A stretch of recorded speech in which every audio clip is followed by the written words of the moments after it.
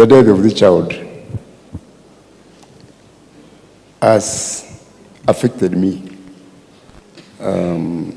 It has humbled me very much.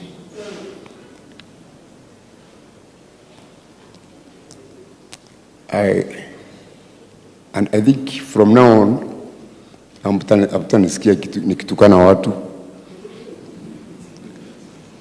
Anita has made a lot of people come to my home to come and condole with us. People would not have expected that they would have come. Politicians from all walks of life have been there. In fact, yesterday, I was very surprised that Governor Kawira Mwangaza, who calls me King'ang'i, and I call her the drama queen,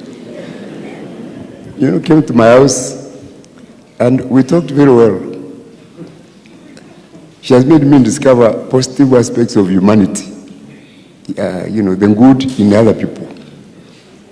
And now I want to dismiss people in marriage because of cover.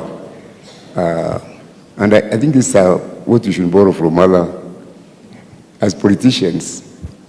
Let us try to see whether we can see some good, even in our opponents.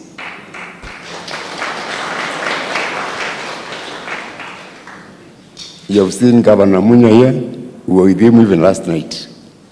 You saw the Karentori, who were also with him. Now, these are people we've been fighting with out there, but it is Anita who has made it possible for us to have a cup of tea and talk as human beings.